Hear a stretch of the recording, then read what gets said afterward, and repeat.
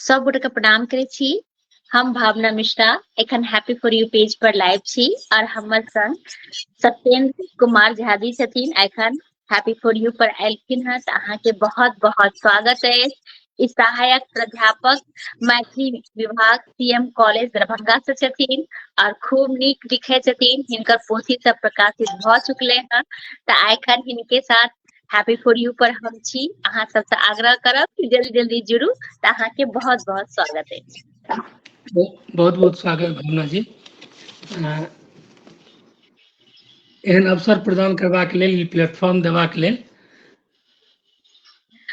हमर भाग्य के अहाँ लाइव एलो और बहुत हम प्रसन्न छी एखन अहाँ से हमरा ऑनलाइन जुड़बाक मौका भेटल, साक्षात्कार करे के हमर सौभाग्य प्राप्त भेल। ताहि लेल हम अहाँ के हृदय से आभार व्यक्त करे छी कि अहाँ हैप्पी फॉर यू पर अपन कीमती समय देलिए, ताहि लेल बहुत बहुत धन्यवाद जी। आ सब गोटा से हम आग्रह करबे कि अहाँ ई लाइव के विशेष विशेष शेयर कर दियो। हमहू शेयर कर दै छियै। जावत सब गोटा जुड़े छथिन हमर आग्रह कि एकटा कोनो अहाँ रचना सुनाबियो, तावत सब गोटा जुड़े छथिन हमहू ई लाइव के विशेष शेयर कर दै छियै। जी फिर अपन सबके गप सब हेतै। जी। एकटा हम सब जते रचना कर्म करै छी सब आदमी तो ओ माँ शारदे के कृपा से करै छी। सरस्वती माँ हमरा सबके कलम में ओ शक्ति दै छथि जैसे कि जी हम सब ओ रचना के तरफ उन्मुख होइ छी। तो चारि जी पांच पाँच एकटा छै कि शब्द अहीं छी, शब्द जी अहीं छी, भाव अहीं छी। शब्द अहीं छी, भाव अहीं छी, अहीं छी टघरैत पसेना आ गमकैत फूल। शब्द अहीं छी, भाव अहीं छी, अहीं छी टघरैत पसेना आ गमकैत फूल। अहाँ माँ सदिखन हमर छी, अहाँ माँ सदिखन हमर छी। हमर चारू कात एकटा बिंब बनि लिखबैत छी हमरा सँ कविता। तें हमर सब रचना अहीं के थिक, अहीं लेल थिक। बहुत ही सुंदर। अहाँ के जे शब्द अछि से बिल्कुल सही अछि। सरस्वती माता के कृपा से ही हम सब लिखे छी और बहुत नीक अहाँ लिखे छी। अहाँ के रचना सब हम फेसबुक पर देखैत रहे छी और अहाँ के बहुत बहुत धन्यवाद, बहुत बहुत शुभकामना और एनाहिए अहाँ लिखैत रहू। अहाँ के पास एखन जे पोथी अवेलेबल अछि, जे अहाँ के पास अछि तऽ हमरा सबके देखा दिअ एखन कोन पोथी अहाँ के पास अछि।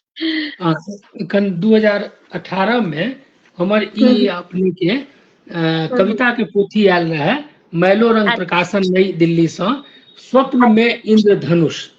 स्वप्न में इंद्रधनुष जी ई कविता छै। और एकर पहले 2007 में हमर हिमाचल प्रदेश से छपल छले अहीं के कहै छी नामक लघु कथा संग्रह, जेमे 51 गोट लघु कथा छले। ओ हिमाचल प्रदेश से छपल छै। तकर बाद 2019 में फिर अहाँ के मैलो रंग से एकटा हमर लघु कथा संग्रह आयल, जो अहाँ सुनतौ। अहू में 51 टा लघु कथा छै। तो विभिन्न भावभूमि के छै एमे। तकर बाद एकटा एखन साहित्य अकादमी से 2022 में एकटा अनुवाद के पोथी से आयल। एहि तरह से आइ के डेट तक हमर 4 टा पोथी प्रकाशित अछि। बहुत सुंदर, बहुत बहुत शुभकामना, बहुत बहुत बधाई। एनाहिए अहाँ लिखैत रही, सएह हमर कामना अछि। तो हम चाहब कि जे एकटा आर अहाँ हमरा रचना सुना दिअ, कियाकि हम सब जगह शेयर नहीं क सकलौ। तो आर शेयर क दै छी, फिर अपन सबके गप सब हेतै। जी जी जी बहुत बहुत धन्यवाद। एकटा कनि नमहर कविता छै तो जी जी जी जी बिल्कुल सुनाबिए, स्वागत। तो ओ कविता छै, ओकर शीर्षक छै कोना ठीक भ सकैत अछि। कोना ठीक भ सकैत अछि कविता के शीर्षक छै। ई हम फूसि कहल अहाँके, ई हम फूसि कहल अहाँके जे हम ठीक छी। ई हम फूसि कहल अहाँके जे हम ठीक छी। अहाँ द्वारा पूछल कुशल मंगलक उत्तर में कहल ठीक एकदम ठीक नहीं छल। भाई भैयारी के मध्य उपजैत अविश्वास में कोना ठीक भ सकैत अछि गाम। भाई भैयारी के मध्य उपजैत अविश्वास में कोना ठीक भ सकैत अछि गाम। पिता के असगरुआ भेने कोना ठीक भ सकैत अछि दलान। आ मायक ठेहुनक उखड़ल दर्द में कोना ठीक भ सकैत अछि आंगन।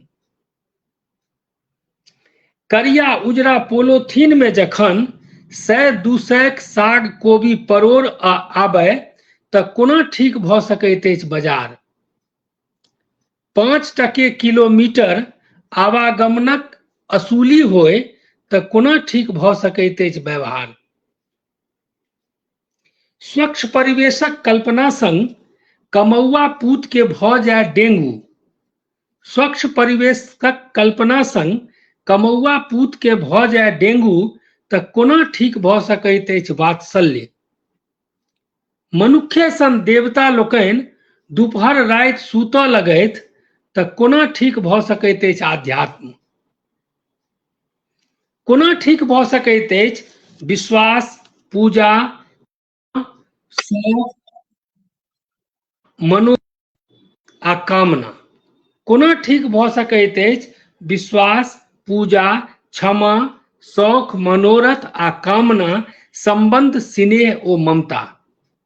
हमरा बुझल अछि जे अहूँ लेल ठीक नहि होयत ई सब। हमरा बुझल अछि जे अहूँ लेल ठीक नहि होयत ई सब। आ औपचारिक प्रश्न पूछने हैब हमरासँ अहाँ। हमर ठीक उत्तर पाबि अहाँ हँसल हैब मोने मोन। जे हमरा लेल जे ठीक नहि ओ हिनका लेल कोना। ठीक भेनाइ समग्रता में सार्वभौमिक थिकै। हमर ठीक कहलासँ अहाँ मोने मोन प्रश्न केने हैब जे एहि विकासशील युग में कोना ठीक भ सकैत अछि सब किछु एक संग। अहाँ आकाश दिस नजरि फिरौने हैब कि तखने भगवानक विश्रामक समय भ गेल होयत। बहुत सुंदर, बहुत ही सुंदर। और अपन सबके संग निशा झा दीदी जुड़ गेली हैं, लिखल छै हार्दिक शुभकामना, बधाई, बहुत बहुत धन्यवाद। हमहू बहुत जगह शेयर करलो हैं और जी हम जी सब आग्रह करबे कि अहाँ सब भी लाइव का शेयर करियो जैसे बेसी से बेसी लोग जुड़थिन। तऽ हम चाहब जे कनिटा अहाँ अपना बारे में बताबियो कि अहाँ के पढ़ाई लिखाई केना भेलै और केना अहाँ जे छै से अहाँ के मन में एलै कि किछु अहाँ लिखी और अहाँ लिखब शुरू करलियै। तऽ कनिटा अपना बारे में हमरा सबके जी जी बताबियो। जी हमर जन्म मधुबनी जिला में भेल है। मधुबनी हरिपुर गांव छै, ओना जी मधुबनिये में छै मकान सब। तऽ ओतै जी वाटसन स्कूल छलै, ओतै से हम मैट्रिक केलहुँ। हम्म, ओकर बाद जै कॉलेज में एखन हम मने प्राध्यापक छी, ओही कॉलेज से हम ISC केलहुँ, चंद्रधारी मिथिला विज्ञान महाविद्यालय से जी 1983-85 में। ओकर बाद जी हम CM आर्ट्स कॉलेज चलि गेलहुँ, ओतऽसँ हम मैथिली से अपने के ऑनर्स केलहुँ। तकर बाद RK कॉलेज मधुबनी से हम MA केलहुँ। MA वाह के परीक्षा भ गेल रहे, रिजल्ट नहि निकलल रहे। ओहि समय में विभिन्न प्रतियोगिता परीक्षा सबके तैयारी करै छलहुँ। तऽ हमरा जे छै पहिल नियुक्ति स्टाफ सिलेक्शन कमीशन से आकाशवाणी दरभंगा में भेल। ओकर अच्छा, बाद अरे वाह ओकर बाद सेंट्रल एक्साइज में भेल। तऽ आकाशवाणी दरभंगा में हम बहुत दिन नौकरी केलहुँ, 20 बरख लगभग। अच्छा ओतऽ के माहौल सेहो छलै। आ ओहिसँ पहिने हम 8वां में छलहुँ तऽ बाल भारती में हम जे छै अपन पहिल कविता हिंदी में पठेने छलहुँ, जे हमरा जे वाह छै से छपल नहि, वापस भऽ गेल। आ अच्छा ओहि दिन हम कविता लिखबाक कारणे, मने प्री मेच्योर कविता लिखबाक कारणे बाबूजी से कनि माइरो खेने रही जे पहिले पढ़ू तकर बाद ई सब करब। ओकर बाद धीरे धीरे लेकिन मोन मने किछु किछु जोड़ जाड़ कऽ लिखी। ओकर बाद जे छै से अपने के जखन ग्रेजुएशन में छलहुँ तखन हम नियमित छपऽ लागलहुँ, मिथिला मिहिर में, वाह पुष्पांजलि में, एहि सब में अहाँके धीरे धीरे विभिन्न विधा के रचना सब, बाल कविता ई सब छपल। तकर बाद जे छै बाल कथा छपल, तकर कथा छपल, तकर आलेख छपल। तऽ ओतयसँ जे छै यात्रा भेलै। इम्हर नौकरियो जे छै आकाशवाणी में चूँकि भेल तो ओतो जे छै कलाकार लोकनि सब विधा के कलाकार लोकनि के जमघट होइ छलै। ओइ समय के आकाशवाणी बड्ड बेसी रमन चमन रहे ओतो। विभिन्न तरह के विद्वान आबथिन, कवितो लिखे वाला आबथिन, गीतो गबै वाला आबथिन। तो ओइसे एकटा जे छै ने से सांस्कृतिक माहौल भेलै। ओ माहौल हमरा ततेक प्रेरित केलक कि जखन हम आकाशवाणी में ज्वाइन केलहुँ 1992 में, तकर 6 मास के बाद हमरा फेर नौकरी भेल सेंट्रल एक्साइज मोतिहारी में। लेकिन चूंकि हम जे छै से अपने के अई माहौल से हम कटि जायब, एकटा दूसरे तरह के माहौल में हम जायब। हमरा किछु गोटे कहबो कले जे ओतऽ बढ़िया हैत, माने आर्थिक रूप से बढ़िया हैत, लेकिन हम कहली कि जाय दियौ, आर्थिक रूप से हम नहीं अथी करब, हम अही माहौल में रहब जे साहित्यिक सांस्कृतिक माहौल रहे। आकाशवाणी हमरा बड बहुत किछु देलक। हम रेडियो के भी हाई ग्रेड आर्टिस्ट छी नाटक में। ओकर बाद हमरा रंगमंच माने सक्रिय रंगमंच हमरा आकाशवाणी के माध्यम से भेटल, ओतै से जागल। तकर बाद बहुत रास हम सिनेमा सब में सेहो अभिनय केलहुँ और बहुत अंतर्राष्ट्रीय स्तर पर सिनेमा सब हमर गेल। अच्छा, एक दूटा के नाम बता दीजिए जे ओना तो 2007 में हम पहिल सिनेमा करने रही पीड़ितिया, लेकिन हमर जे अंतर्राष्ट्रीय स्तर पर बहुत चर्चित भेल ओ सिनेमा छल अचल मिश्रा के गामक घर। अच्छा, हाँ, ओ गामक घर में हम एकटा महत्वपूर्ण भूमिका केने छी आ ओकर संवाद वगैरह में हम अथी केने छी। तो संवाद बुझू जे हमर अथी है ओमे। ओकर बाद अचल मिश्रा संगे, हाँ, अचल मिश्रा संगे धुन केलहुँ, जकर कि एखन काल्हि एकटा भेल है कोनदैन, जेमे बहुत रास मुख्य धारा के सिनेमा सब, वो हिंदी में कनी हिंदी मैथिली मिक्स रहे वो। तो धुन जे छै से अहाँके केलहुँ। तकर बाद एखन एकटा हिंदी केलहुँ हैं जकर चर्चा अनुराग कश्यप बहुत करै छथिन, पोखरि के दुनू पार, अनुरागे कश्यप प्रेजेंटो केने छथिन। एहि तरह से बहुत रास, मतलब 2 दर्जन से बेसी सिनेमा सब केलहुँ। और सबसे बेसी छै कि अंतर्राष्ट्रीय स्तर पर ई सब बहुत चर्चित भेलै। और अंग्रेजी मीडिया हो, हिंदी मीडिया हो, मैथिली मीडिया हो, उनमें बहुत अचल मिश्रा एक ब्रांड भ गेलथि है मैथिली सिनेमा के आई के डेट में। काज निरंतर वो जते सिनेमा बनबै छथि हम एकटा हुनकर फिक्स रहै छियै। बहुत पैघ गप होइ छै, बहुत पैघ बात भेलै।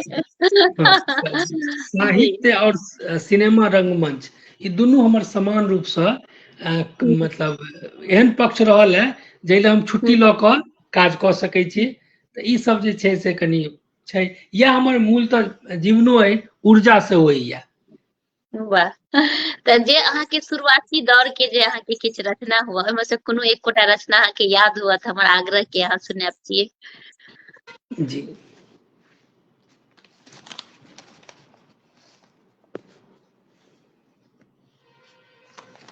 बहुत मने एहिमे अहाँके एकदम सपाट कविता छै, लेकिन ई कविता हम बहुत पहले लिखने रहिए। तो वही समय में हमरा लगैया कि जे 92-93 में, तो ई वहाँ के बहुत सपाट है, लेकिन चूंकि यहाँ कहलिए वही समय के तै दुआरे एकटा लिखने छियै। सत्ता संग में रहै छै, सत्ता संग में रहै छै तो झुक कऽ दोसर के प्रणाम करबाक आ दोसर के अपन भाग्य निर्माता कहबाक गुण सहजे आबि जाइ छै। सत्ता संग में रहै छै तो झुक कऽ दोसर के प्रणाम करबाक आ दोसर के अपन भाग्य निर्माता कहबाक गुण सहजे आबि जाइ छै। यद्यपि झुकबाक पाछा एकटा अकड़पन नुकायल रहै छै। अकड़पनी सत्ताक सहचरी होइ छै। एतबे नहि, पदच्युत हेबाक कारणो इएह होइ छै। मुदा एकर ई अर्थ कदापि नहि जे बिनु सत्ताक लोक सहज ओ सुलभ होइत छथि। अकड़पनक जाहि मुद्रा में सत्तासीन रहैत छथि तकरे ओहो सीखऽ चाहैत छथि, ओहो सत्तारूढ़ होबऽ चाहैत छथि। सत्ता स्वयं प्रपंची नहीं होइत अछि, ओ एकटा पवित्र विशेषण थिक जकरा संज्ञा दूषित प्रदूषित करैत रहैत छै। हमरा लग सत्ता नहीं, कोनो पद नहीं, तें हम सोझ छी, सहज छी आ छी आदिम आदमी, एकटा आम व्यक्ति। मुदा ई नहीं बुझियौ जे नहीं सन्ह्यायल अछि हमरा में एकटा अनाम अकड़पनी। सत्ता के अंश मात्रो प्राप्ति के पश्चात जगजियार भ जायत ओ आ सिखा देत सबके झुक झुक कऽ प्रणाम करबाक गुण। ई बहुत प्रीमेच्योर कविता छै, ई कविता बहुत अथी नहीं छै। किछ कविता सब भेलै ने जे ओइ बहुत समय में स्टार्टिंग में जे क्यों लिखे छै जी जी जी जी लिखे बढ़िया लिखे हाँ छै। हाँ, बड़ लिखते लिखते बढ़िया लिखे। एकटा संदेश छै जतेक भी रचनाकार छथिन, जे एखन नवयुवक छथिन, नवयुवती छथिन, जे जी शुरुआत छथिन कि शुरुआत करू आर हाँ ओइमे समय के संग एमे बहुत बदलाव होइ छै, बहुत सुंदर बनैत जाइ छै। त बहुत शब्द के जतेक मतलब अथी रहते ने, जतेक शब्द से जतेक कोठी भरल रहते, रचना ओतेक बढ़िया हेतै। बढ़िया सुव्यवस्थित जी सुसज्जित रहतै। जी बिल्कुल सही। तो अपन सबके संग बहुत गोटा जुड़ल छथि, हम चाहब कि एक दिन सबके नाम लऽ ली। निशा झा दीदी लिख रहल छथि, बहुत सुंदर। अर्चना मिश्रा दीदी लिख रहल छथि, बहुत बहुत स्वागत प्रणाम। आरती कुमारी प्रणाम कऽ रहल छथि। कामिनी झा लिख रहल छथि, बहुत सुंदर, बहुत बहुत शुभकामना। और जते गोटा के हम कमेंट्स नहीं पढ़ि रहल छी, हुनका से हम क्षमा चाहब, फिर पुनः हम पढ़ब। त बहुत ही नीक अहाँ के रचना, एनाहिए अहाँ लिखैत रही, एनाहिए हम अहाँके शुभकामना दैत रही।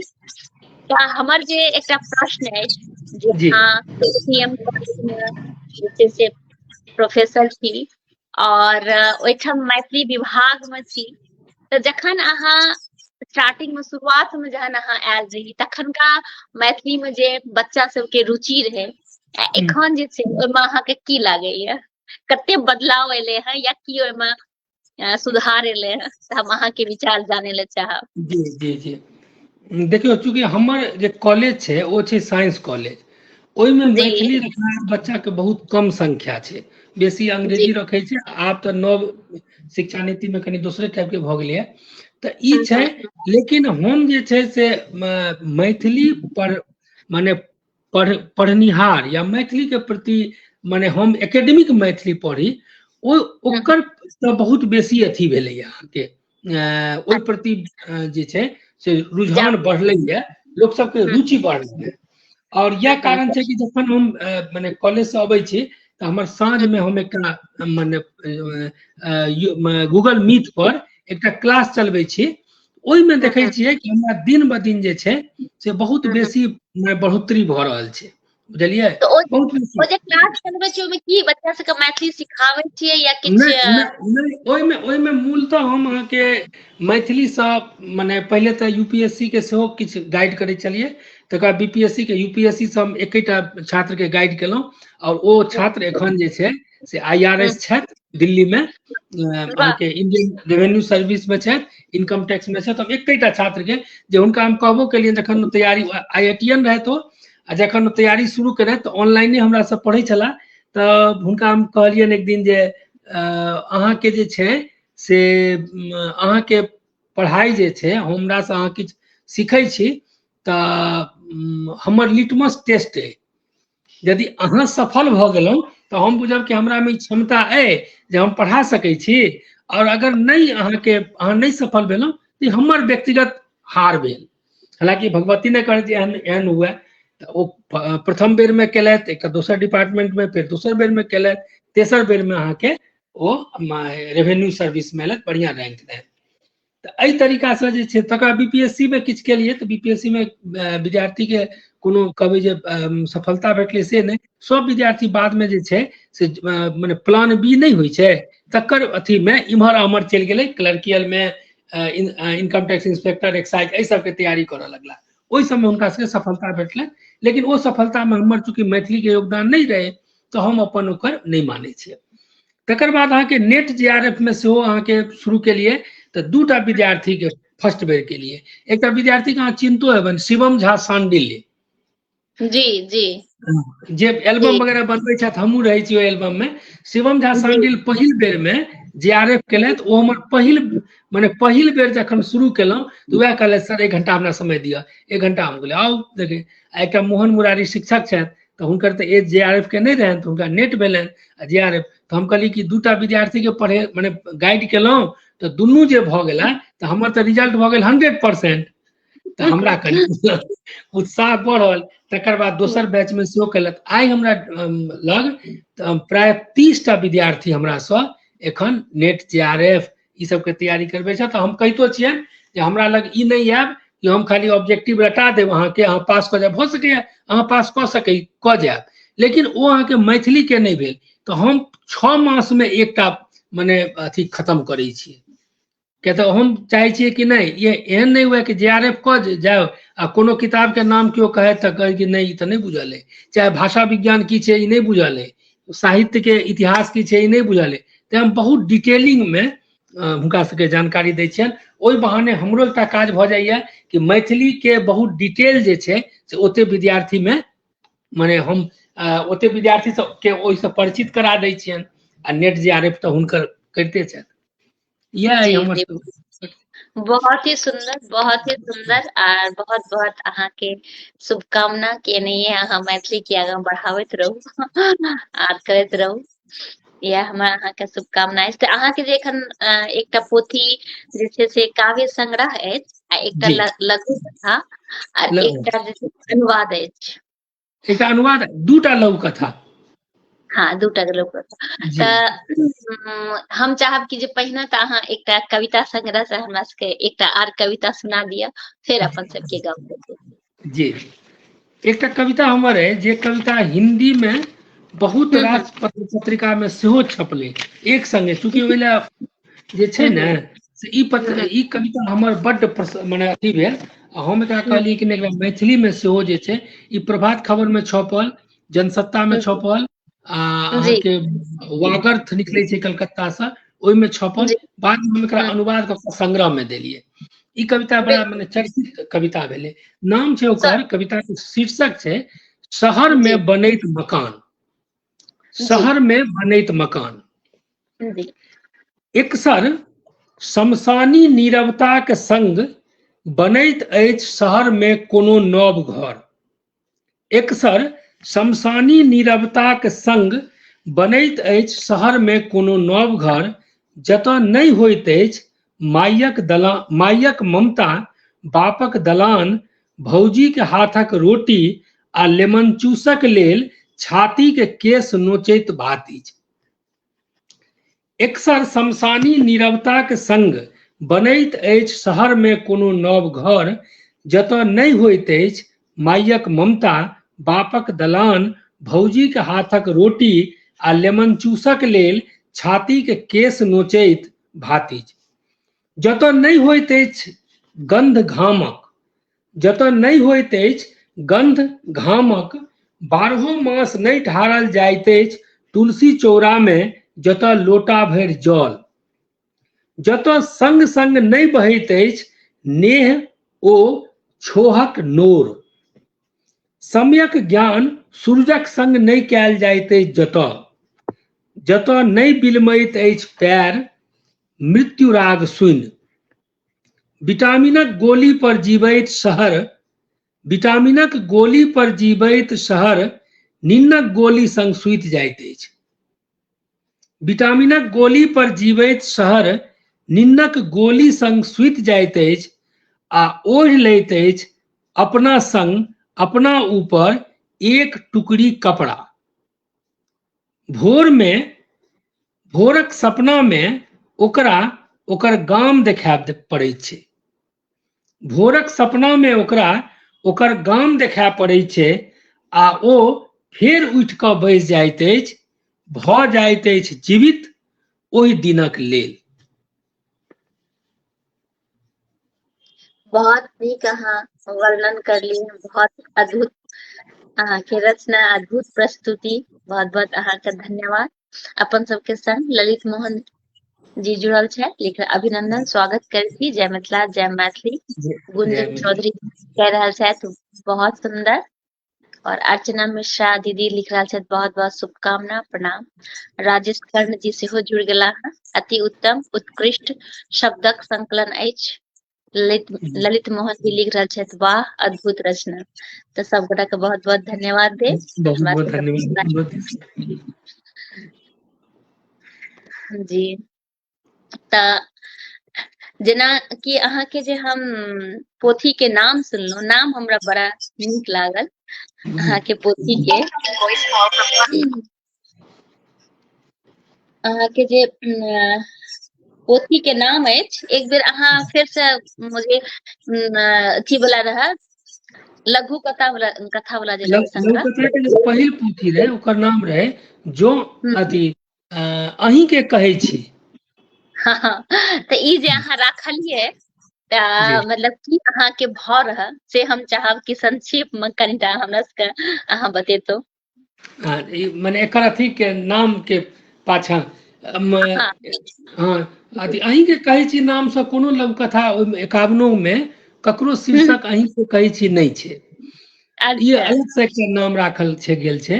और हम हम्म, कहै छियै कोनो रचना क्यों करै हम्म, छथिन, हम्म, रचना के सबसे पहिल मने जे छै ओ रचना के सफलता नहीं कहियो, रचना के काज, ओकर जे काज छै ओ छै हम्म, कम्युनिकेट केनाइ, संप्रेषणीयता ओहिमे हेबाक चाही।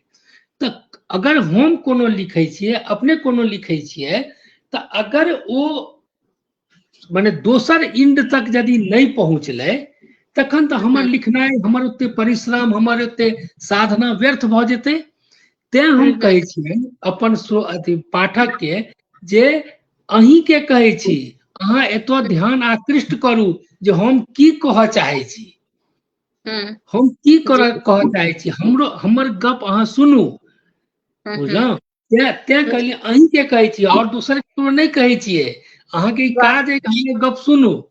आ तहिना जी, दोसर जे संग्रह एलै लघुकथा के, ओकरे मतलब कंटिन्यूटी में हम ओकर नाम रखलियै जो अहाँ सुनतहुँ।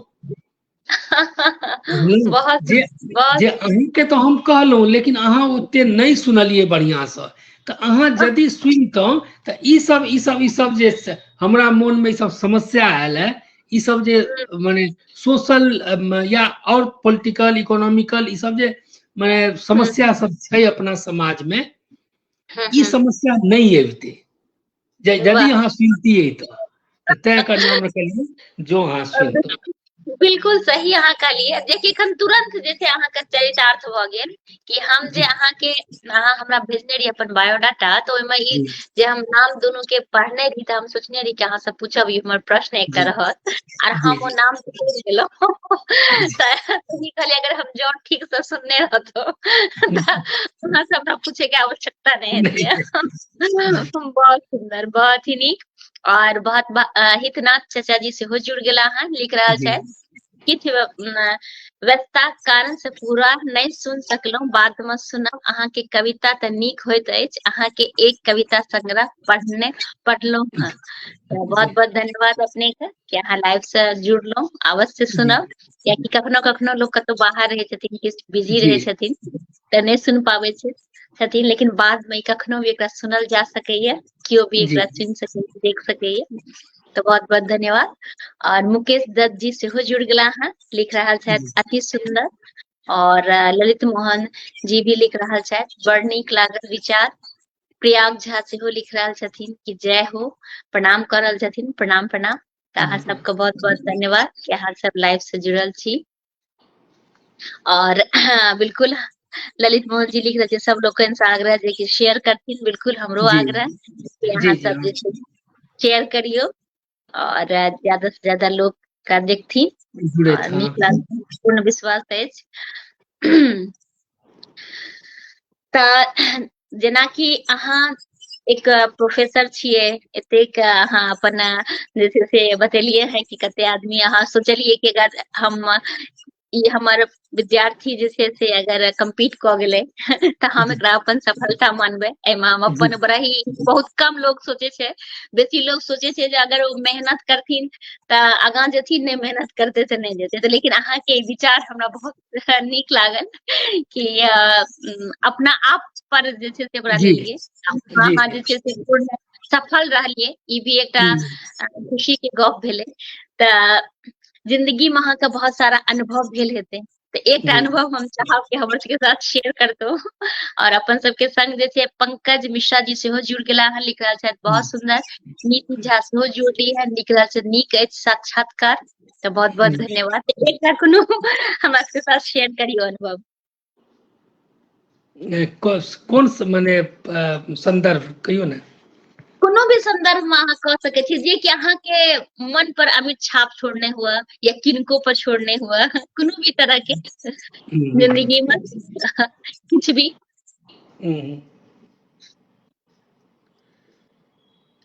एकटा वह हम अपन नौकरिये के बदले के अथी संदर्भ में कहे छी।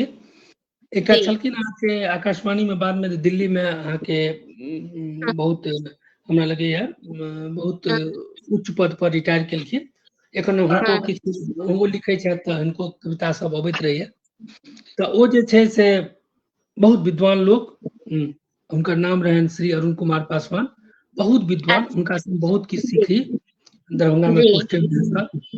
तऽ एनाही जे हमर रिजल्ट निकले तऽ हमरा कोनो व्यक्तिगत जे हुनका सर माने होइ छलै एकटा ऑफिशियल में तो हमर माने ऑफिसर छलाहे, लेकिन एगो व्यक्तिगत संपर्क हुनका से तेहन भऽ गेल रहे जे कोनो काज हम सब साँझ में 4 बजे से लऽ कऽ 5 मतलब 1 घंटा 1.5 घंटा हुनका चैम्बर में हमर एकदम पर्सनल बीते छले।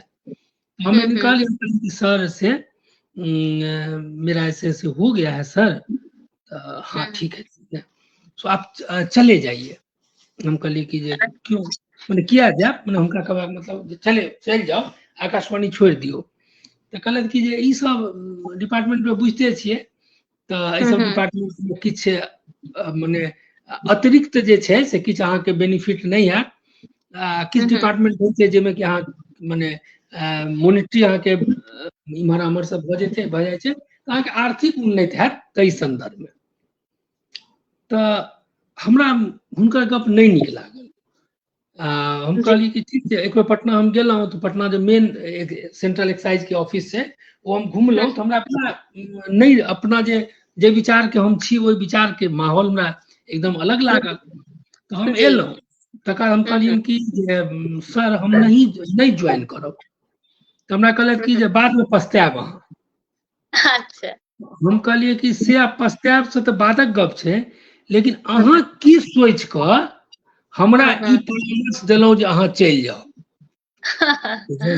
हमर अधिकारी रहत, हमरा पर मने एक्शन लऽ सकै छलथि, लेकिन ओ चुप भऽ कऽ हमर मुंह तकैत रहि गेलथि। हमरा की कहलथि कि उस समय में हमरो 22 वर्ष के हम रही, मतलब 21.5 में हमरा नौकरी भेल 22 वर्ष में।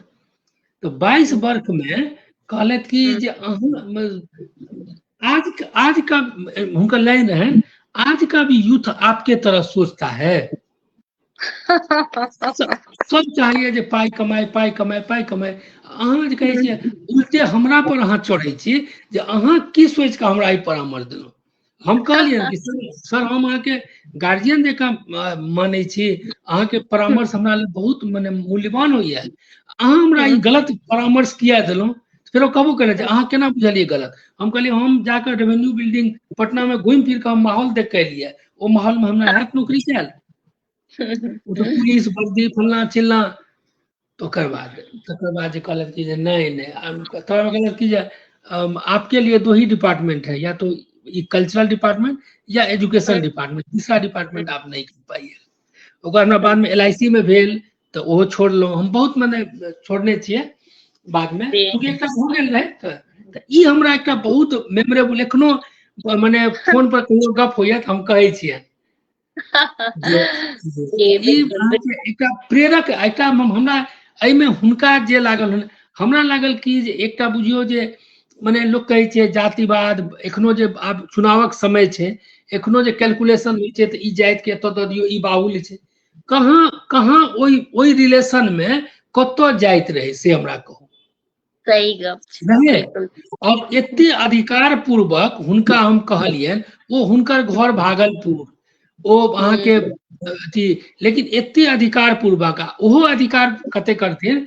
तो हमर विवाह भेल एते बंगाली टोला में विवाह भेल, तो एते यहाँ के लहेरियासराय में तो विवाह भेल। तो उनका कहलिए कि सर आप जरूर आइएगा, तो कभी कि हम नहीं आएंगे अकेले, तो हमारी 2 बच्ची भी आएगी। हम कहलिए निश्चित रूप से आएगी। तो उनको एते अधिकार रहन जे कहलक कि हम अपनी बेटी के साथ आएंगे। तो एहि तरह से जे छै ने से कतो छै, किछ नहि छै, मानव जाति से पैघ कोनो जाति नहीं छै। और एकरा इस्टेब्लिश करे में साहित्यकार के सब साहित्यकार के ई नहीं जे खाली जे छै से माने तथाकथित कहियो जे उच्च वर्ग के जे छथि हुनके खाली दायित्व छनि, निम्नो तथाकथित जे निम्न वर्ग के छथि हुनको दायित्व ओतबे छनि सामंजस्य में। ओतो हमरा कोनो मतभेद भ जाइए, हम आगू बढ़ू अहूँ आगू बढ़ू। जी जी जी एहि तरीका से साहित्य के काज अगर यदि मान लियो हमरा एकटा साहित्यकार से कनी एकटा हम प्रश्न क देलियन त कनी ओ अथियो भ गेलै, हम कहलिए कि यदि कविता से समाज सुधरते त एखनो समाज बिगड़ल छै, एकर मतलब सब कविता बेकार छै जते लिखेले, त हमरा मुंह ताकऽ लगले। हम कहलिए नहीं ओ नहीं छै, लेकिन एकटा रचनाकार के इहो छै दायित्व जो डायरेक्ट ओतो माने खुल के कहे। मान लिया खूब जे छै से सजा सजा के शब्द सब के देबे आ ओ बुझबे नहीं करते, वो इंटेलेक्चुअल केवल बुझते, तो वो आम आदमी लग नहीं जेते। आम आदमी के बरगला दै छै नेता, ओकरा में चल जाय छै, साहित्यकार बेचारा जे छै हाशिया पर रह जाइए, नेपथ्य में रह जाइए। तो ई सब चिंतन करे पड़ते, ते साहित्य में सहजता के प्रवेश जे छै भेनाइ बहुत आवश्यक है, बहुत आवश्यक है। बिल्कुल बात बिल्कुल अहाँ के हम माने छी, सहजता बहुत जरूरी छै, बिल्कुल सही कहै छी। तो अहाँ के जे एकटा पोथी हम रहा स्वप्न में इंद्रधनुष 2018 में जहाँ कविता संग्रह है, एकरो हम शीर्षक के पर चाहत कि अहाँ केना राखली, बिल्कुल अलग टाइप के अहाँ के पोथी के शीर्षक है, तो अइयो पर अहाँ जे से कनी अपन विचार प्रकट करियो। कविता में अहाँ के छै ने, कविता में हम बुझे छिए जे भावना के उद्रेक बेसी हुई छै, कथा जतऽ वर्णन के बेसी विन्यास छै कथा में, ओतऽ ई छै हृदय तत्व जे छै, ओना रचना में हृदय तत्व रहबे करते, लेकिन एहि में कविता में हृदय तत्व बेसी रहे छै। तो ओहि दुआरे अहाँ के एकटा कल्पना रहे छै, एकटा कल्पना रहे छै जतऽ सब तरह के बंधन, जे बंधन विध्वंसात्मक छै, रचनात्मक बंधन तो आवश्यक छै, ओना समाज बिखर जेते, वो बंधन आवश्यक छै, लेकिन जे अनावश्यक बंधन छै उ बंधन के जे छै मुक्त करबाक एकटा कल्पना जे छै एकटा रचनाकार देखै छै। लेकिन जखन ओकर नींद टूटे छै तो देखे छै कि जा हम जे सोचने रही वो कहाँ छै, माने एकटा अहाँ के भ गेलै ओकर हाइपोथेटिकल, एकटा भ गेलै ग्राउंड रियलिटी। ई दुनू में जे अंतर छै यह छै, सपना में तो ओकरा इंद्रधनुष देखाय पड़े छै, 7 रंग देखाय पड़े छै, बहुत सुंदर चीज देखाय पड़े छै, लेकिन जखन टूटे छै सपना तो फिर बड़ा माने कुरूप जे छै, विद्रूप जे छै से हाव देखाय पड़े छै समाज के, ओइसे ओकरा आंतरिक क्लेश होइ छै, पीड़ा होइ छै। बहुत सुंदर। तो हम चाहब जे एकटा इहो पोथी से एकटा रचना हमरा सबके सुना दिया, तहन अपन सबके आर गप से। जी, एकटा ए पोथी के एकटा रचना छै जी, यहाँ के दिल्ली से अथी छपै छले, अंतिका, एखनो छपै है साल में, अंतिका में ई प्रकाशित भ चुकल छै, एहि संग्रह में सेहो आयल छै। एहि में देखियो सहजता के जे गप कहलहुँ हैं, तो ओ ओहने एकटा कविता सुना रहल छी। प्रश्न, कविता के शीर्षक छै प्रश्न, तीनटा एहिमे छोट छोट 1 2 3 छै। तो प्रश्न जे छै ओहिमे पहिल प्रश्न छै कि गाम में कतौ सँ खुएबै, सब पैघ प्रश्न छै ककरा खुएबै। गाम में कतौ सँ खुएबै, सब पैघ प्रश्न छै ककरा खुएबै। नंबर 2, शहर में कतौ सँ खुएबै, सब पैघ प्रश्न छै किया खुएबै। शहर में कतौ सँ खुएबै, सब पैघ प्रश्न छै किया खुएबै। नंबर 3 प्रश्न, ककरा आ किया खुएबै, एहि नव प्रश्नक बीच एखनो जीवित छै ई प्रश्न जे कतौ सँ खुएबै। सही गप, बहुत सुंदर जी। गांव में पलायन छै तैं ककरा खुएबै, शहर में आपकता नहीं छै तैं किया खुएबै, लेकिन लेकिन गरीबी शाश्वत छै एखनो, ते कतौ से खुएबै, ई प्रश्न तऽ बचले छै दुनू में से। सही गप, बिल्कुल बहुत नीक अहाँ के प्रश्न, बहुत ही सुंदर। तो जेना अहाँ के पोथी सब छै, अगर कियो पोथी पढ़े ले चाहथिन तो उनका केना अवेलेबल हेतै से कनी बता दियौ। ओना हमर पोथी अहाँ के पोथी अपन दुआरि पर सेहो छै, लेकिन यदि क्यों हमरा जे छै से व्यक्तिगत व्हाट्सएप कऽ देता तो हम अपन ई दुनू पोथी, किया तऽ ओ तऽ अहाँके साहित्य अकादमी वाला तऽ ओ तऽ मने हमरा कमे प्रति देलखिन, तऽ ओ तऽ सबके दऽ देलियन। तऽ साहित्य अकादमी वाला मात्र हमरा एक पोथी है, और 2006 में जे हमर छपल रहे ओ अहाँके हमरा 2-4 प्रति हेतै, ओ मधुबनी में हेतै, तऽ ओ आब अहाँके समाप्त जकाँ छै। ई दुनू पोथी हमरा लगे जे केओ हमरा जे छै से अपने के एड्रेस हमरा व्हाट्सएप कऽ देता, हम हुनका निःशुल्क ई दुनू पोथी पठा देबै। बहुत बहुत धन्यवाद अपने का। और ई जे एकटा अहाँ के जे अनुवाद कर लिए हैं, जे एखन जे पोथी के बारे में कहले साहित्य अकादमी से अहाँ के अनुवाद अथी पोथी के अनुवाद छै, देवाल सब पार आकाश, तो एकरो के थीम बतेतिए जे कि ई पोथी के की थीम छै। जी जी, गुजराती में एकटा लेखिका छथिन उपन्यासकार कुंदनिका कापड़िया, बुझलहुँ जी कुंदनिका कापड़िया, ओ बहुत अहाँके हुनकर सत पगला आकाश माँ, ई नॉवेल के नाम छै, उपन्यास के सत पगला आकाश माँ। तो ओ जे छै से ओहि पर हुनका साहित्य अकादमी के पुरस्कार भेटल रहे, और ओ जे छै से नारीवादी लेखिका के रूप में ओ गुजरात में जानल जाइ छथिन, कुंदनिका कापड़िया। हुनकर जते रचना छै ओ फेमिनिस्ट जोन के रचना छै। ओकर बाद ओकरा अपने के ओहि उपन्यास के जे मूल स्वर छै ओ छै जे एकटा नारी जर्नी छै, एकटा नारी के, एकटा महिला के जर्नी छै।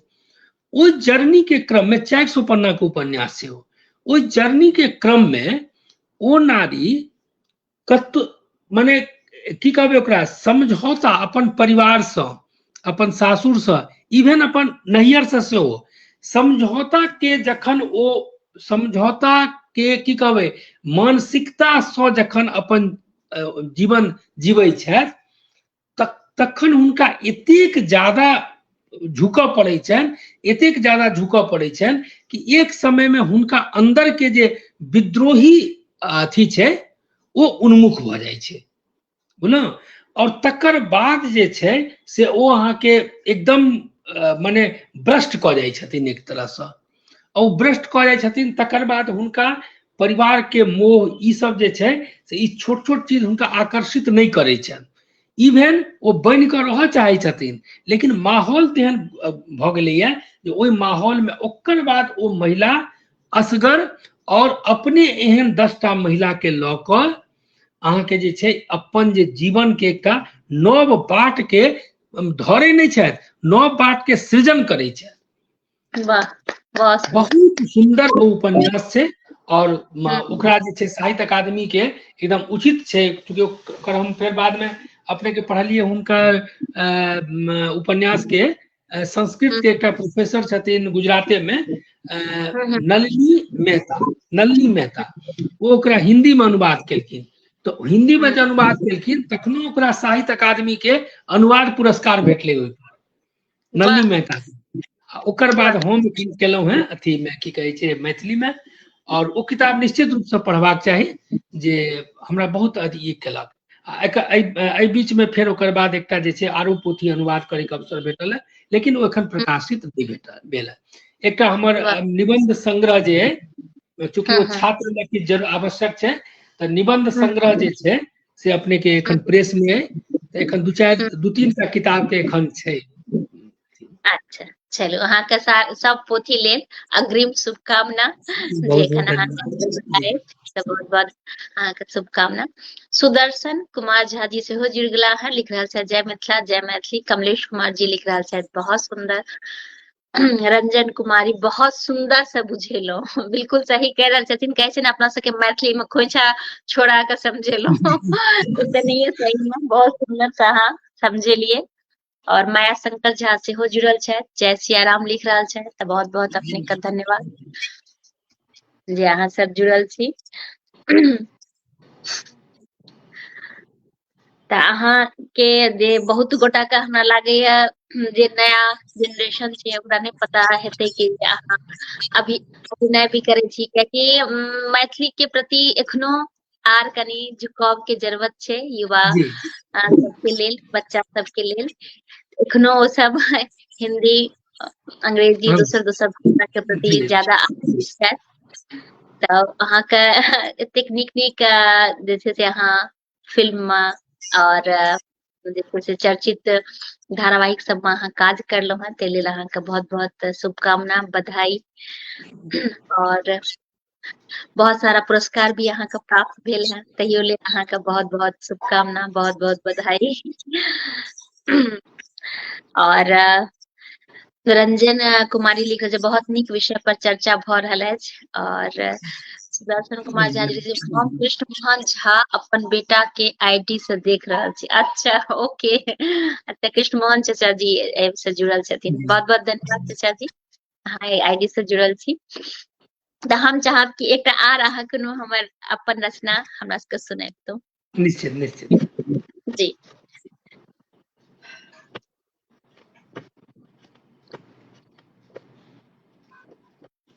और हर बृहस्पति के साँझ में 5 बजे ई काव्य धारा होइया। और ई काव्य धारा के हम पुनः कहब कि हमरा बहुत इंतजार रहैया जे एहि बेर जी के एता। और हमरा बहुत ही नीक लागैया, हृदय से हम काव्य धारा से जुड़ल छी। और अहाँ सबके बहुत सपोर्ट भेटैत रहैया, तहियो लेल अहाँ सबके हम बहुत बहुत धन्यवाद देब। जी सुनायल जाय। जी एक बेर पुनः जे छै हमरा मने एहि कविता के माध्यम से हम जानकी माता के, जानकी मैया के आवाहन जी कऽ रहल छी जे एक बेर फेर जी अबियौ। अहाँके नहि रहने की भेलैया तऽ ई अच्छा अहाँके जी यहाँ तक तो बहुत कुछ कहलिए जी अलग करिए, बिल्कुल बहुत नीक, जी बहुत नीक, बहुत जी सुंदर। विभूति आनंद सर के एखन एकटा संग्रह एलनि हैं सीता पर, ताहिमे ई जी कविता सेहो संग्रहित छै। अच्छा अच्छा, अहाँके एकटा जी हमहूँ सजिया निकालने छी, जनक नंदिनी जानकी। अच्छा जी जी बहुत सारा जानकी जी के रचना छै, बहुत सारा लोग के। जी सुनायल जाय, सुनायल जाय। जी अहाँके आबऽ पड़त जानकी शीर्षक छै, अहाँके जी आबऽ पड़त जानकी। हम्म। अहाँके आबऽ पड़त जानकी एहि धरा पर एक बेर फेरसँ। अहाँके आबऽ पड़त जानकी एहि धरा पर एक बेर फेरसँ। पुत्र अहाँके झाँपि रहल धरती, पुत्र अहाँके झाँपि रहल धरती, पजेबा आ लोहक मकरजाल पसारि, जकरा नमन कऽ नित्य करै छलहुँ प्रातक प्रारंभ, अहाँ जकर अंतरसँ लेने रही जन्म, ओकर घटैत परिधिक विस्तार हेतु अहाँके आबऽ पड़त जानकी एहि धरा पर एक बेर फेरसँ। वाह, बहुत अहाँके सुंदर। आबऽ पड़त जानकी एहि धरा पर एक बेर फेरसँ। पुत्र अहाँके झाँपि रहल धरती, पजेबा आ लोहक मकरजाल पसारि, जकरा नमन कऽ नित्य करै छलहुँ प्रातक प्रारंभ, अहाँ जकर अंतरसँ लेने रही जन्म, ओकर घटैत परिधिक विस्तार हेतु अहाँके आबऽ पड़त जानकी एहि धरा पर एक बेर फेरसँ। एकटा वाह नमहर फाँटक दू किनार, एकटा नमहर फाँटक दू किनार, ठाढ़ पिता पुत्री संवाद विराम, औनाइत संवेदना, नित्य बढ़ैत सूरजक ताप, बरखा निपत्ता, एहि गुमसराइन मौसम में एक बेर फेर स्नेहक पुनर्स्थापन हेतु अहाँके आबय पड़त जानकी एहि धरा पर एक बेर फेरसँ। वाह, बहुत ही नैयर सुंदर। सासुरक नव स्थापित परिभाषा में, नैहर सासुरक नव स्थापित परिभाषा में, चहुदिस ठाढ़ अनास्थाक द्वंद्व, मान मर्यादा धुक्कर बनि उधिया रहल, आदर्श अहाँ जे दऽ कऽ गेल छी, भुतिया गेल संवेद, स्मरण तकरा दिएबा लेल अहाँके आबय पड़त जानकी एहि धरा पर एक बेर फेरसँ। वाह, बहुत सुंदर। एतबे नहीं, अहाँ छी तऽ रावणक परिचय अछि। नीक नीक जे होइ छै तखने अधलाहो चिन्हाइ छै।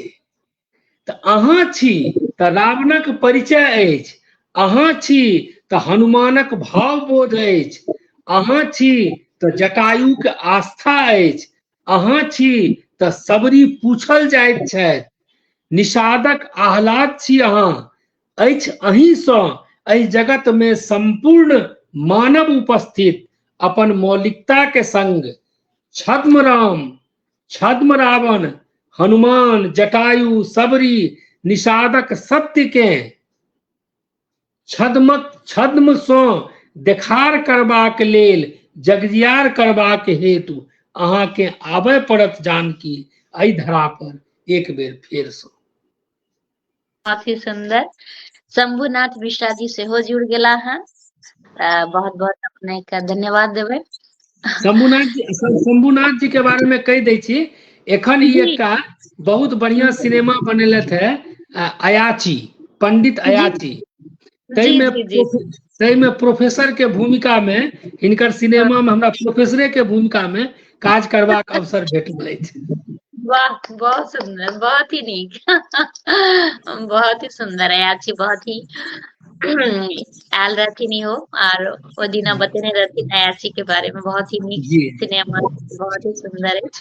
रंजुला दास जी सेहो जुड़ गेली है, लिख रहल छथि बहुत सुंदर। रेखा झा सेहो लिख रहल छथि बहुत नीक। और रंजन कुमारी जी लिख रहल छथि कि मौका पाबि कऽ हमरो कहियो जोड़ि देब भावना जी। तऽ हम अहाँ सबसे आग्रह करब कि अहाँ सब जे केओ भी हैप्पी फॉर यू पर हमर संग आबै ले चाहे छी तऽ स्वागत अछि। अहाँके एकटा नंबर हम बता रहल छी, ओहि पर अहाँ मैसेज व्हाट्सएप कऽ देबै 9811651283। तऽ अहाँ सबसे आग्रह कि 9811651283 पर जे छै अहाँ सब मैसेज करबै, जैसे कि अहाँके नंबर हमरा प्राप्त है, फिर हम हमर टीम के अहाँ सबसे संपर्क करता। तऽ इह अहाँ सबके बहुत बहुत धन्यवाद।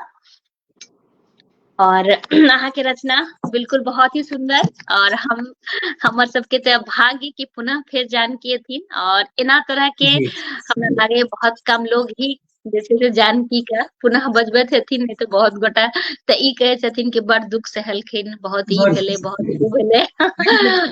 हिनकर बिना हमहूँ सब तऽ बड़ दुख सहि रहल छी। सही, बिल्कुल बिल्कुल। राम जी आबिए गेलखिन हैं तो जानकी जी का भी एबाक चाही पुनः। एबाक चाही। हाँ। हाँ बिल्कुल, बिल्कुल सही अहाँ के आग्रह छै, और माँ चाहथिन तऽ पक्का पुनः आबि जी जी। सकै छथिन, हुनकर लेल कोनो भारी गप नहि भेलै। कोनो गप नहीं। हाँ बिल्कुल बिल्कुल। तऽ अच्छा नंबर कहे छथिन फेर से कहले, तो रुकू हम एक बेर नंबर फेर से कह दै छी 9811651283। धन्यवाद। तऽ जेना अहाँ हैप्पी फॉर यू के प्रोग्राम सब देखैत छी तऽ केहन लागैया, आर एहिमे किछु बदलाव चाहे छी या की अहाँ सब चाहे छी, तऽ हम चाहब कि एक बेर अहाँ अपन विचार हमरा दियौ। सबसे पैघ छै कि जे कोनो प्लेटफॉर्म जे छै ने, जहन औपचारिक भऽ जाइ छै ने, तऽ ओहिमे जी वएह सहजता असहजता वाला गप भऽ जाइ छै। तऽ जे ओहिसँ जी जुड़ै छथिन आ जे मने गेस्टो रहै छथिन, गेस्ट के रूपमे जे तऽ ओ कनि असहज। अहाँमे सबसँ नीक अइ जे अहाँ एकदम कोनो मने ताहि तरह कोनो आवरण एकटा जे होइ छै, जे एकटा जी अहाँ मतलब अहाँ कोनो मने गेस्ट के या कोनो अतिथि जे अबै छथि एहिमे, हुनका संगे जी बड़ा मने अनौपचारिक गपशप होइ छै। तऽ बहुत जी रास चीज जे छै से मोन में जे जी एकटा रहै छै ओ बाहर अबै छै। ओहिसँ जे जी कनेक्टिविटी होइ छै एकरा जे दर्शक छथि, दर्शक श्रोता जे छथि, ओ हम अहाँके जी प्रोग्राम देखैत रहै छी, तऽ जी ओहिमे हमरा लगैया जे अहाँ बड़ा बहुत ढंग से ओकरा ई करै छियै, ऑर्गेनाइज करै छियै। और बहुत सब विधा के लोक के जे मैथिली के समग्र रूप से जे मैथिली के सेवा कऽ रहल छथिन, ओ कोनो विधा के जी होइत। एकटा होइ छै कि साहित्यिक प्लेटफॉर्म बनि जाइ छै, एकटा होइ छै खाली कलात्मक प्लेटफॉर्म बनि गेल, से नहि, सब तरह के जे कोनो मानि लिअ सोशल सर्विसो कऽ रहल छथिन मैथिली के लऽ कऽ, मैथिली संगे, तो एहि सब तरह के जे स्थान दिएबाक जे प्रयास छै ओ बहुत सराहनीय है। हमरा ई अहाँके नीक लगे, हम देखैत रहे छी बराबर जी जखने बहुत बहुत अवसर भेटैया तऽ जी जी बहुत बहुत धन्यवाद। आइ के दी एपिसोड या 153 एपिसोड अछि, तैयो हमरा लेल जी भाग्य के बात कि 153वां एपिसोड काव्य धारा के भ गेल है, काव्य धारा के भ गेल है। हैप्पी फॉर यू पर तो बहुत एपिसोड भेल है, बहुत लेकिन काव्य धारा के, हाँ काव्य धारा के 153 एपिसोड भेल है। तऽ अहाँ सबके स्नेह, अहाँ सबके आशीर्वाद, अहाँ सबके सपोर्ट हमरा एहिना भेटैत रहे, इएह नहीं हम नहीं अहाँ सब जय समर्पित भाव से अहाँ कऽ रहल छी ओहिमे निश्चित रूप से सफलता आगा और भेटते, एखनो भेटलैया, आगा जी निरंतर ई प्रगति उत्तरोत्तर बढ़ैत जेतै। जी तऽ हम चाहब कि आर जे अहाँ कोनो रचना हमरा सब लए ओरिया के राखने हुई तऽ अवश्य सुनाबी।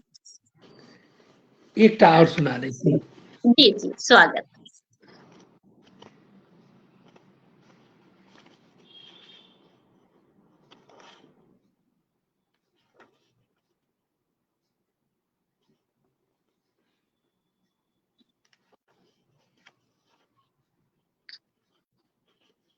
रंजुला दास जी लिखल बहुत सुंदर कार्यक्रम प्रस्तुत करे छी, बहुत बहुत धन्यवाद अपने का। जी सुनायल जाय।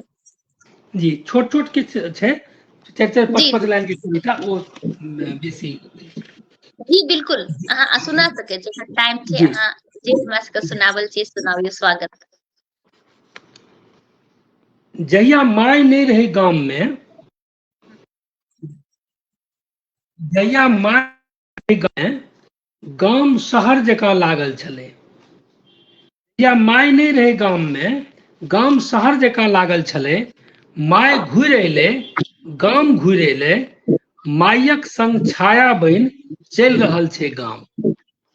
वाह बहुत सुंदर।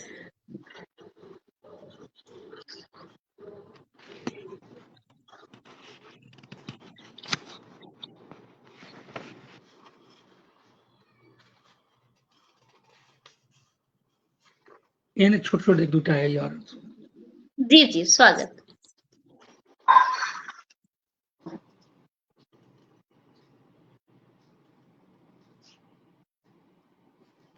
ककरा तकै छी, ककरा जी तकै छी, जे चढ़ा दिया पर्वत पर।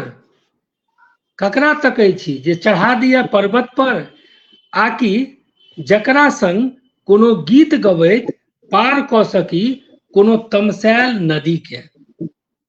वाह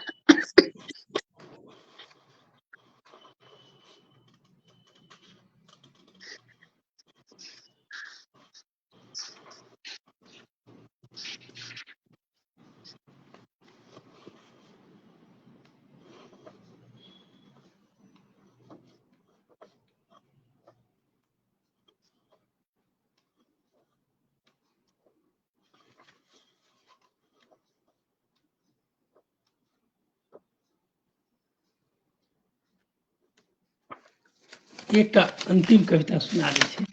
स्वागत स्वागत। जी एकर शीर्षक छै वृत्त में हंसी। वाह वृत्त में हंसी। जी चौक पर कोयला वाला चूल्हा पजारने, बैसल 2-4 गोट गहिकी के चाह दैत, 10-20-50 टका कमाई वाला चाह वाला सेहो हंसैत अछि। वाह चौक पर कोयला वाला चूल्हा पजारने, बैसल 2-4 गोट गहिकी के चाह दैत, 10-20-50 टका कमाई वाला चाह वाला सेहो हंसैत अछि। चाहक दोकान सँ 2-4 लग्गा दूर, फाटल चीटल दरी पर अपन त्यागल नुआ ओछा, थोड़े साग, थोड़े भाटा, थोड़े धनिया पात बेचैत ओ 50 पार बुढ़िया सेहो हंसैत अछि। नित्य भोरे चाह पीब, नित्य भोरे चाह पीब, साग भाटा आ धनिया पात किनबा लेल मुट्ठी में रेजकी दबौने उपस्थित परिचित ठेला वाला सेहो हंसैत अछि। हंसैत अछि ओहो जे सोझा के सड़क पर अपन नवका मॉडल कार पर शकीरा के नव गीत सुनैत सर दऽ पार करैत अछि। वाह सभक अपन अपन हंसी, सभक अपन अपन हंसी, सब अपन अपन कोलाक हंसी हंसैत अछि। सभक जीवन में एकटा वृत्त होइत छै, सभक जीवन में एकटा वृत्त होइत छै। वृत्त आवश्यक छै जीवाक लेल। वृत्ते में रहि कियो हंस सकैत अछि। वृत्त सँ फराक जे एकटा दुनिया छै, वृत्त सँ फराक जे एकटा दुनिया छै, ओकरा में सहस्त्रों सीढ़ी छै, जाहि में नीचा सीढ़ी वाला पर रहनिहार कहियो ने हंस सकैत अछि। हंसब मना छै ओकरा लेल। अंकक संख्या बढ़बैत नवका नोटक बीच, अंकक संख्या बढ़बैत नवका नोटक बीच एकटा उपेक्षित चौवन्नी कोना हंस सकैत अछि। चौवन्नी के नियति कनैत कनैत मरि जेबाक छैक। अठन्नी सेहो आब बूढ़ भऽ गेल। सिक्का सब गलि जायत लाल गुलाबी नोटक धाह सँ, ओकर धधरा सँ, आ ओकरा हंसैत स्वप्नो में नहीं देखऽ चाहत कियो।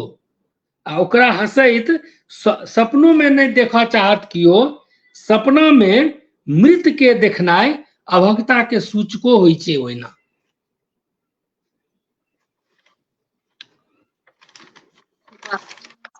बहुत सुंदर। देखियो कि 1 घंटा भ गेल है, लेकिन पता जी नहीं चलल कि 1 घंटा केना व्यतीत भ गेल से बिल्कुल जी पता नहीं चलल। बहुत ही सुंदर सुंदर अहाँ के रचना। आर कोनो अगर एकोटा रचना जे अहाँ मन में याद नहीं हो जाए हमरा सबके सुनाएब त एक बेर अहाँ देख लियौ। ने प्राय जे छै से जे नियारने रही सब सुना देलहुँ।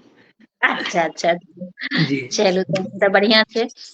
हैप्पी फॉर यू के माध्यम से अहाँ, जेनाकि हम सब एखन ओतेक तऽ ज्ञान नहीं है, बस किछ लिख ले छी, तऽ नया जे जनरेशन छथिन जे कि नया एखन लिखब शुरू करलखिन हैं, तऽ उनका लेल किछ संदेश अहाँके, कियाकि हाँ अहाँके तऽ बहुत अनुभव अछि, अध्यापक छियै, अभिनेता छियै, बहुत सारा गुण अछि अपने में, तऽ हम चाहब कि एकटा हमरा सब लेल अहाँ संदेश देतियै।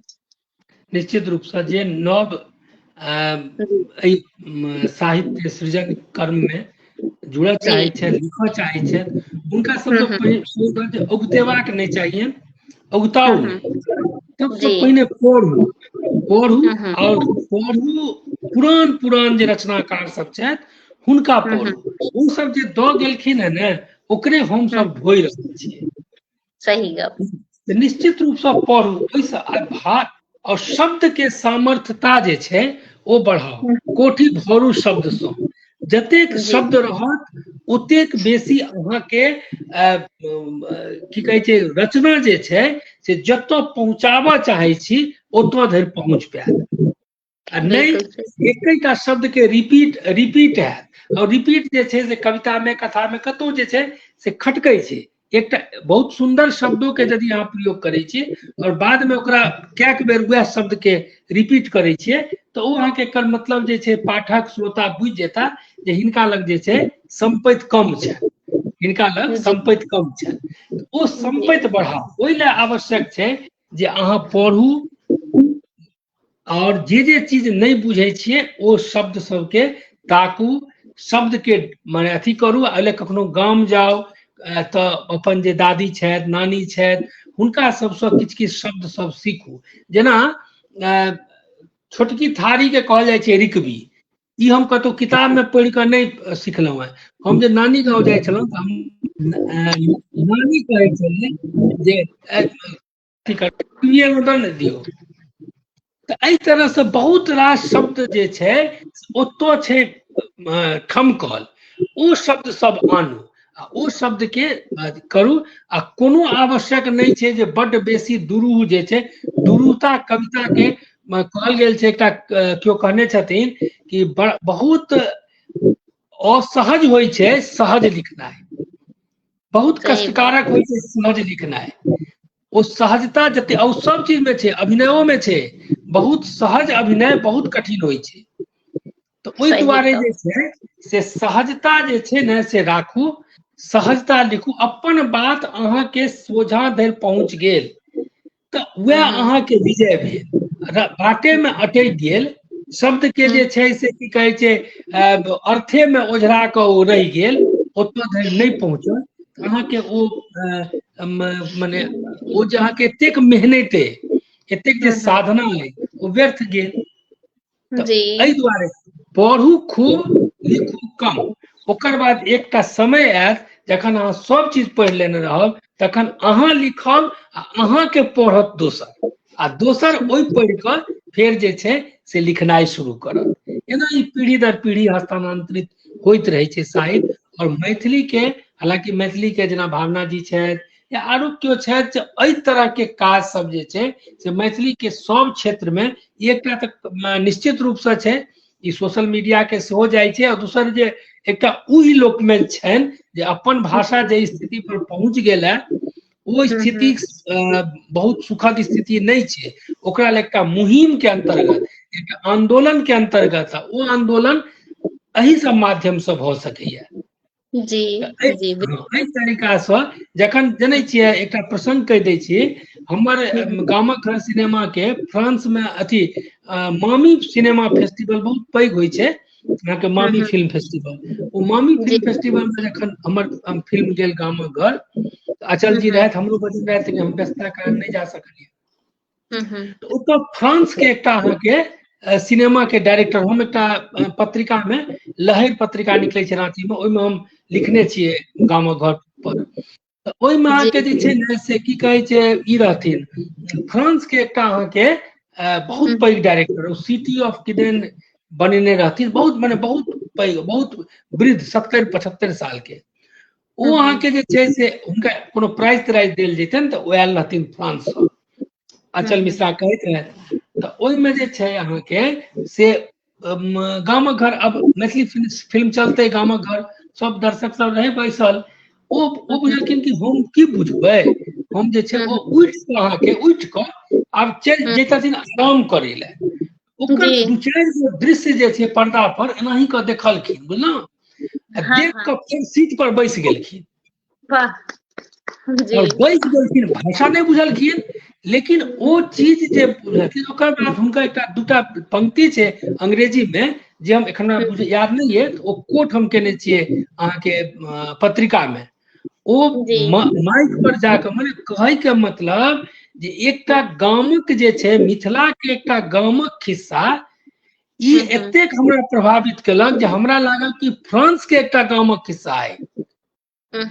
और एहि वाह तरीका से अगर मिथिला के, एनाही कहलखिन, एहि तरीका से जेना हमरा जानकारी भेटल है कि मिथिला के एकटा क्षेत्र में जाकर दरभंगा में ई फिल्म बनल है, और ई सिनेमा अहाँ के एहि स्तर पर पहुंचल है, तऽ ई अहाँ के आश्वस्त करैया ओइ लैंग्वेज के या इंडियन सिनेमा के, एते ओ सही गप कहलखिन माइक पर जाकर। तऽ एहि वाह तरीका से साहित्यो में भऽ रहल है अहाँ के, अहाँ सब अहाँ एते काज कर रहल छियै, या तऽ मैथिली के जे छै ने से ई सब संभावना देख कऽ लगैया। नहीं तऽ मैथिली कखनो कखनो मने सच कहै छी, मैथिली के प्रोफेसर भेला कारणे नहीं, एकटा मैथिल भेला कारणे जे कखनो कखनो डर लागऽ लगै छै जे सही की हेतै, की हेतै, ई सही डर लगै छै। ई हम झूठ के नहीं कहबै जे एना भऽ रहल छै, एना भऽ ई से, लेकिन ओ डर के हटबै लए कखनो भावना मिश्रा आबि जाइ छथिन, कखनो ओ अबै छथिन, कखनो अचल मिश्रा आबै छथिन, कखनो ओतौ अबै छथिन, कखनो अथी दिल्ली अबैया, दिल्ली तऽ बहुत सक्रिय है, कखनो बेगूसराय अबैया, कखनो दरभंगा अबैया, कखनो मधुबनी, तऽ ई सब जे छै, तऽ ई सब आश्वस्त करै छै कि नहि एते जल्दी एखन जे छै से नहीं हेतै, और आगां बढ़तै, फिर आगां बढ़तै, तकर बाद तऽ फिर बहुत समय अथी हेतै। जी बिल्कुल तऽ बिल्कुल ई सही छै। एखनो जे अहाँ रिकवी जे कहलियै, तऽ ई सब शब्द बहुत सारा एहन शब्द छै, आंगी भऽ गेल, हाँ, अदहन भऽ नुआ, गेल, आब तऽ नुआ के नहीं लोग, नुआ नहीं करे छै प्रयोग। सही तऽ ई सब चीज आब लागै छै जेनाकि विलुप्त भऽ जेतै, जी तऽ जी एकरा जी बचेबाक छै, आवश्यकता छै। एकदम बिल्कुल निश्चित। सही कह रहल छी।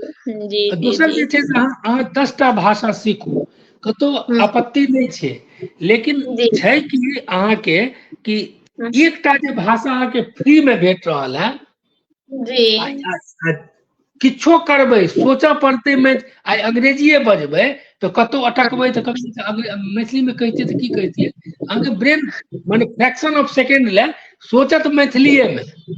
हमर बउआ हमर बेटा अहाँके स्पेनिश से ग्रेजुएशन केलक है, स्पेनिश अच्छा लैंग्वेज, लेकिन हम ओकरा से मैथिली से बजै छी तो ओ जवाब दैया। वाह एहि तरीका से किया ना ई थोड़े छै जे हमरा जे छै से कोट पैंट भेट जायत तो धोती या कुर्ता के महत्व थोड़े कम भऽ जेतै। बिल्कुल नहीं, आब तो धोती कुर्ता पूरा विश्व में फैल रहल छै। वह ने कहलहुँ जे ओ चीज राखऽ पड़तै, ओ चीज ध्यान में। जी जी बहुत नीक गप अहाँ कहलिए और मन प्रसन्न भ गेल अहाँ के रचना सब सुन के और अहाँ एलहुं। और एकटा एखन हम अहाँ के नहीं कहब, हमर एखन जे अहाँ से हमरा गप भेल त हैप्पी फॉर यू ले एकटा चीज हमरा आर दिमाग में आयल कि हम भी काज क रहल छी अहाँ के गप करे के ही क्रम में। बहुत नीक थॉट आयल है जे कि हम लाइव के बाद अहाँ से डिस्कस करब, बहुत नीक छै।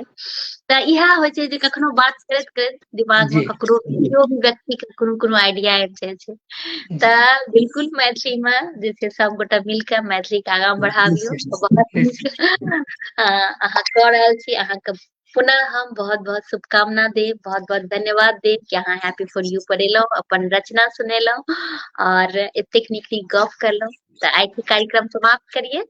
जी ठीक छै त सब गोटा के प्रणाम करै छी, बहुत बहुत धन्यवाद। अहाँ बहुत नीक काज कऽ रहल छी, बहुत मतलब जे छै ई मैथिली के मने मैथिली के हम जे छै से आगाँ बढ़बै के जे एकटा यज्ञ छै ओ यज्ञ के ई सब छै संविधा सब। जी जी बहुत बहुत धन्यवाद, सब गोटा के प्रणाम, जय मिथिला। बहुत धन्यवाद, सब दर्शक श्रोता लोकनि के बहुत बहुत धन्यवाद, प्रणाम, अहूँ का प्रणाम, जय मिथिला, जय मैथिली। जय मिथिला, जय मिथिला।